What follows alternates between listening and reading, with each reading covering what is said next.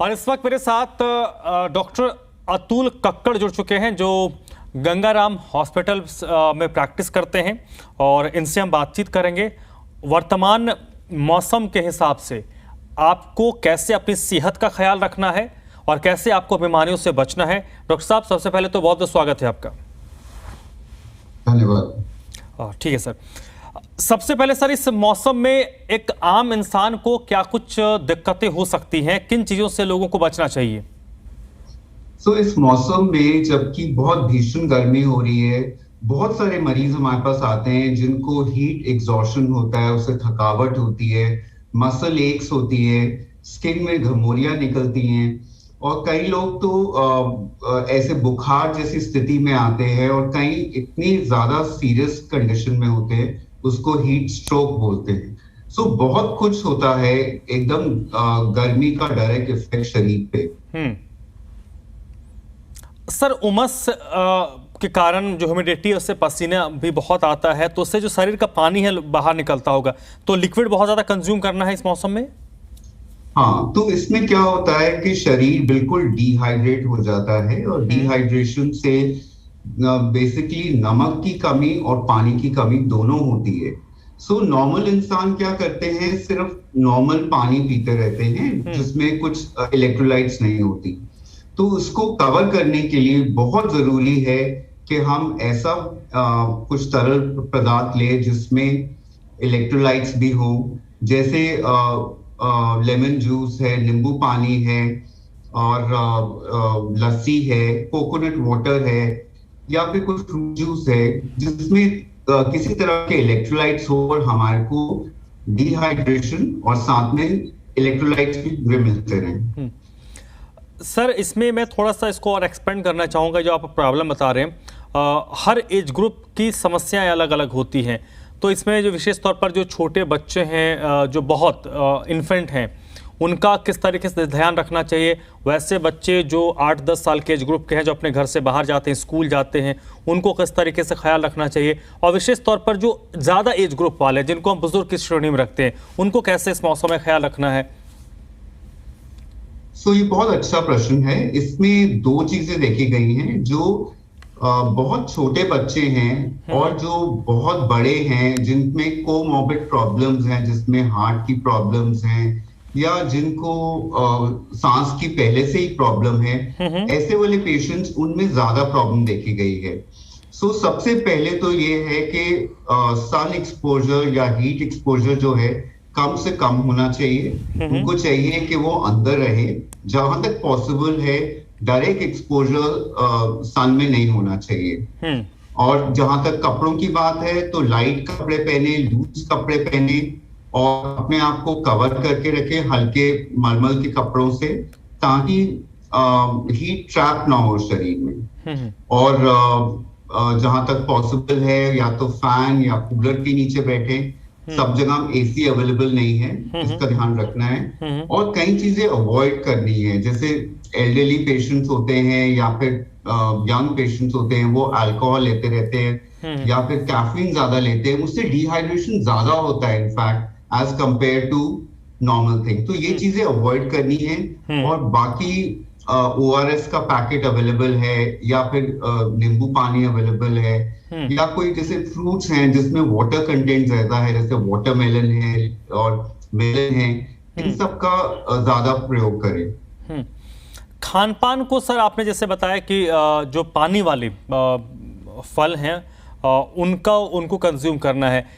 इसके अलावा जो घर के जो खान पान की चीज़ें हैं, क्योंकि कई जगहों पर मानसून ने दस्तक दे भी दी है, तो वहाँ पर तो बिल्कुल चीज़ें अलग हो गई होंगी। NCR की बात करें, क्योंकि अभी बारिश का यहाँ पर इंतज़ार है, तो यहाँ पर मौसम बिल्कुल विपरीत है। तो इन दोनों कंडीशन में खान पान को कैसे बेहतर रखना है? जहां तक पॉसिबल है, अगर बारिश हो रही है तो बाहर की चीजें अवॉइड करनी है, क्योंकि अगर बारिश का मौसम देखें तो उसमें अलग तरह की बीमारियां देखी जाती हैं। वो पेट से रिलेटेड होती हैं, गैस्ट्रोएंटराइटिस होता है जो कि बहुत कॉमन है। स्पेशली वो होता है कि बाहर के कुछ खाने से या गंदा पानी पीने से होता है। वो इसमें भी देखा जाता है, अगर ज्यादा बहुत गर्मी है और गंदा पानी पिया जाए तो उस कंडीशन में भी देखी जाती है। तो एक तो ये चीज है। खाना हमेशा लाइट खाएं और पूरा भरपेट नहीं खाएं। उससे भी ये आपका जो मेटाबॉलिज्म है वो चलता रहेगा और जो हीट का प्रकोप है वो शरीर में नहीं रहेगा। ये इंपॉर्टेंट चीजें दो आपको मैंने बता दी थी। सर एनसीआर में एक जो बड़ी समस्या मैं देखता हूं कि जो लोग जैसे छोटे बच्चे हैं या जो बुजुर्ग हैं घर पर रहते हैं, उमस इतना ज़्यादा है कि नॉर्मल फ़ैन पे आप नहीं रह सकते, आप हमेशा एयर कंडीशन आपको चाहिए, एसी चाहिए। ऐसे में कई बार स्थिति ये होती है कि अचानक से घंटों तक 2 घंटे 4 घंटे पावर कट लग जाता है, उसमें एसी चल नहीं पाता। अगर आपके पास बैकअप है तो फैन चलेगा, एसी चल नहीं पाते, तो एकदम से जो तापमान है, टेम्परेचर है, वो बिल्कुल डिफरेंट हो जाता है। तो कैसे लाइफस्टाइल को मेंटेन रखना चाहिए एक छोटे बच्चे के लिए, एक बुजुर्ग के लिए, ताकि उनको किसी तरीके की तकलीफ, कोई दिक्कत ना हो फिजिकली? बच्चों को और बुजुर्गों को हमेशा ये ध्यान रखना है कि रूम में सर्कुलेशन हो और फैन के पंखे के नीचे बैठें और पंखे एटलीस्ट कुछ हवा तो चलती रहेगी उससे। एक चीज ये है। और अगर बारिश शुरू हो गई है या ह्यूमिडिटी ज्यादा है तो कूलर यूज कर सकते हैं, पर ड्राई कूलर यूज करें बिना पानी के, उससे भी जो सर्कुलेशन बनी रहेगी। और जिन लोगों को सुविधा है एयर कंडीशन में तो वो तो अपना टेम्परेचर मेंटेन करके रहें, स्पेशली अगर उनको कोई कोमॉर्बिड प्रॉब्लम्स हैं, जैसे लंग्स की पहले से ही प्रॉब्लम है या हार्ट की प्रॉब्लम है। बिकॉज ज्यादा इसमें देखा गया है कि एल्डरली पॉपुलेशन में जो हीट वेव या हीट का जो प्रकोप है वो ज्यादा होता है। और सर क्योंकि ये मौसम ऐसा है कि इसमें हम देखते हैं अचानक से मौसम में ट्रांजिशन बहुत होता है। एनसीआर में तो विशेष तौर पर हम देखते हैं कि पिछले दिनों में हमने देखा कि 2-3 दिन ठीक ठाक बारिश हुई है और अचानक से मौसम ने एक तरीके से यू टर्न ले लिया। हो सकता है 2-3 दिन के बाद फिर वो स्थिति आएगी कि 1-2 दिन बारिश होगी तो अचानक से मौसम ठंडा हो जाता है, फिर वही धूप पड़ती है तो तुरंत 24 घंटे में जो टेम्परेचर 32-33 डिग्री होता है वो सीधे 7-8 डिग्री इंक्रीज कर जाता है। तो शरीर पर तो उसका विपरीत असर पड़ता ही होगा। ये एक्सट्रीम टेम्परेचर शरीर को नुकसान पहुंचाता है। तो जहां तक पॉसिबल है हमें ऐसे टेम्परेचर में रहना है जो हमारे शरीर के लिए कंफर्टेबल है। जहां तक पॉसिबल है अगर रूम की सर्कुलेशन ठीक है, चल है, या हम एक ठंडे जगह, अगर पंखा नहीं भी है, ठंडी जगह बैठे, जैसे कुछ पेड़ के नीचे या फिर कोई जहां पे शेड हो कि एटलीस्ट हमारे ऊपर डायरेक्ट सन का एक्सपोजर ना हो। ये बहुत इंपॉर्टेंट चीजें हैं। सर मौसम में जिस तरीके से चेंजेस आ रहे हैं, क्योंकि मॉनसून की अगर हम बात करें, क्योंकि मैं विशेष तौर पर अभी दिल्ली एनसीआर को ही फोकस कर रहा हूँ, यहाँ पर जो बारिश है वो लगातार कम होती जा रही है। आप कंपैरेटिवली दूसरे स्टेट से देखें तो एनसीआर में बारिश बहुत कम होती है और कभी कभी अगर हो भी गई तो उसके हिसाब से मौसम में बदलाव नहीं आता। यानी कि जब तक बारिश हो रही होती तब तक तो मौसम ठंडा रहता है, लेकिन मौसम जैसे बारिश बंद हो जाती है फिर मौसम वही पुराने ढर्रे पे आ जाता है। लोगों को अपने लाइफस्टाइल में किस तरीके से चेंजेस लाते रहने चाहिए ताकि वो स्वस्थ रहें, उनको किसी तरीके की बीमारी, परेशानी, मौसमी जो दिक्कत है वो जकड़े नहीं? उसके लिए बहुत इंपॉर्टेंट है कि एक्सट्रीम टेम्परेचर से बचें और जैसे ह्यूमिडिटी बहुत हो जाती है तो उसमें अपने कुछ ना कुछ तरल पदार्थ लेते रहे ताकि अंदर डिहाइड्रेशन ना हो। तो उसका लेना बहुत जरूरी है। लिक्विड इनटेक या फिर कुछ ऐसा फल लेते रहे जिससे कि एटलीस्ट जो हमारी डाइटरी रिक्वायरमेंट्स हैं वो ठीक रहे। खाना भरपेट के ना खाएं, थोड़ा सा जितना भूख लगी है उससे थोड़ा सा कम खाएं ताकि शरीर का जो मेटाबॉलिज्म है वो चलता रहे। और इतनी एग्जॉशन, हीट एग्जॉशन भी हो रही है या फिर हीट क्रैम्प्स हो रहे हैं या फिर जो इसका असर शरीर पे पड़ रहा है वो सब नहीं रहे। डॉक्टर साहब, ये जो लोग फील्ड वर्क करते हैं, जो बाहर ही रहते हैं, उनके लिए क्या हो सकता है? क्योंकि एक जो लोग दफ्तर में बैठ के काम करते हैं, जिनको बहुत कम हिट में गर्मी में जाना होता है, सन से बहुत कम सूर्य से उनका पाला पड़ता है, लेकिन कुछ लोग ऐसे हैं जो सुबह 8-9 बजे घर से निकल जाते हैं और जब तक धूप रहता है वो बाहर ही रह के काम करते हैं। उनके लिए तो चैलेंजेस बहुत ज़्यादा हैं।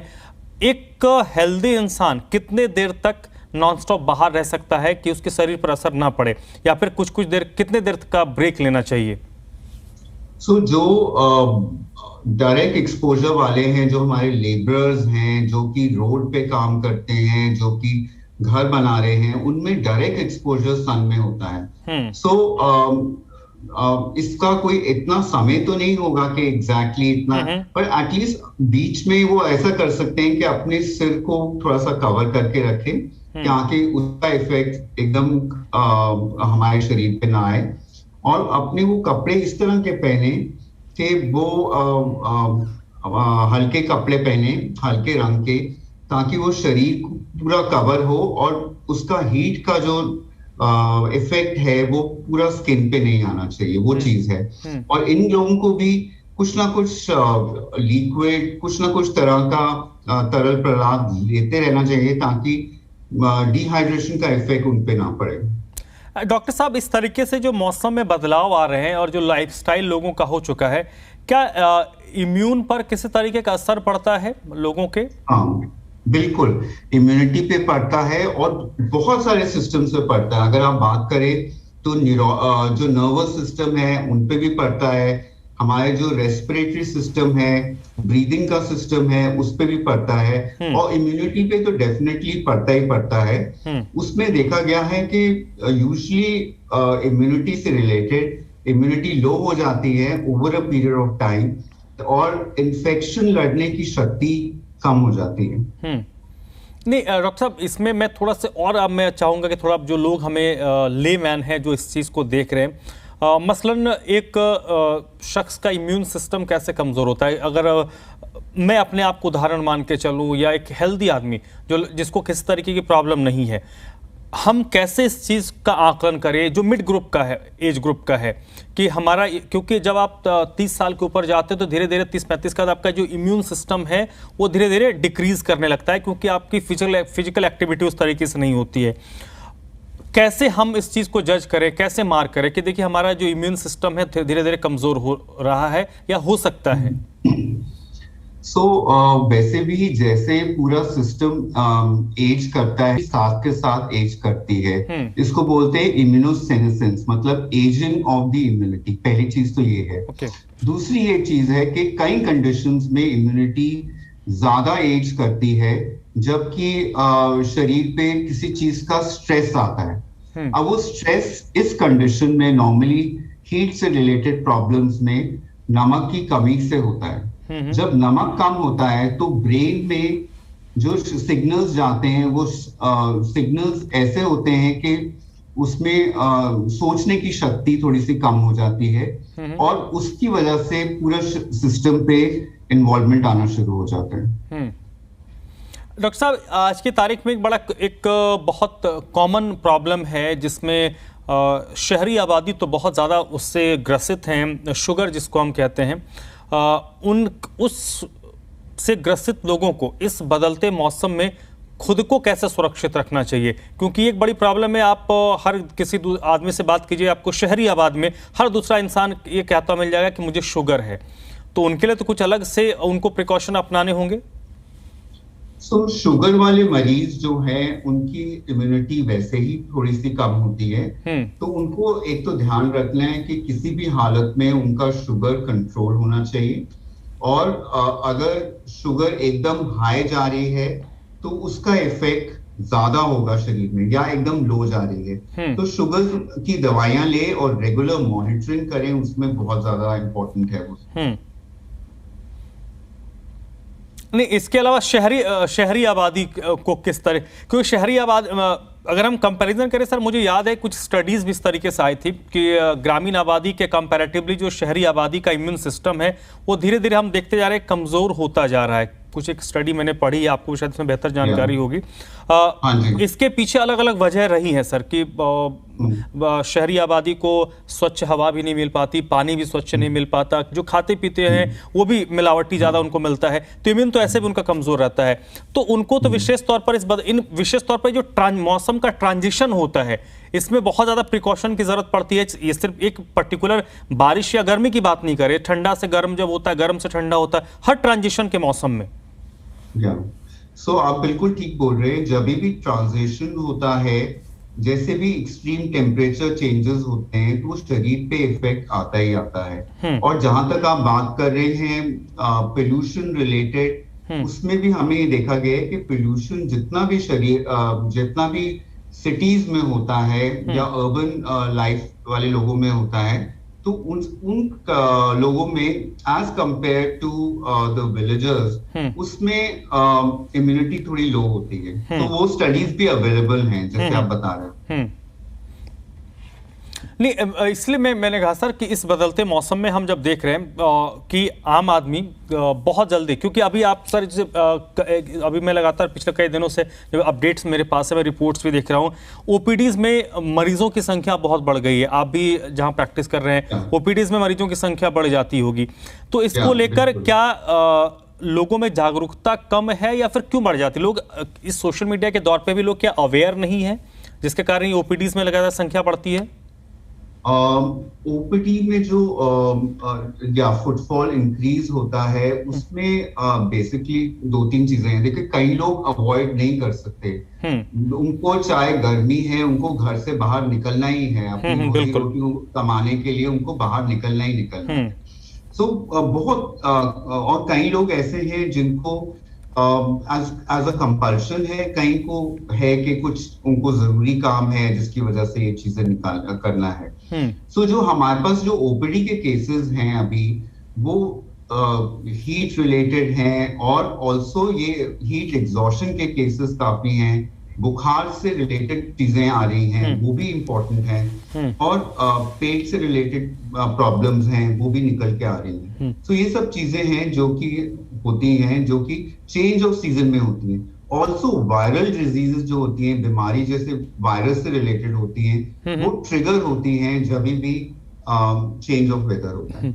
हाँ, क्योंकि सर अभी तो जो स्थिति है, जब बारिश शुरू हो जाएगी तो उसके बाद फिर वाटर बॉर्न डिजीजेस, हाँ, का प्रभाव शुरू हो जाएगा, और उससे जो बीमारियां उसका प्रकोप शुरू हो जाएगा। सर आखिरी सवाल मेरा आपसे है, डॉक्टर साहब, आपकी तरफ से एक हेल्थ मंत्र क्या, जो दर्शक इस वक्त आपको सुन रहे हैं, देख रहे हैं, उनको क्या आप देंगे? कि एक लाइन का मंत्र बता दीजिए कि भैया आपको ये फॉलो करना है, ये आपको स्वस्थ रखेगा।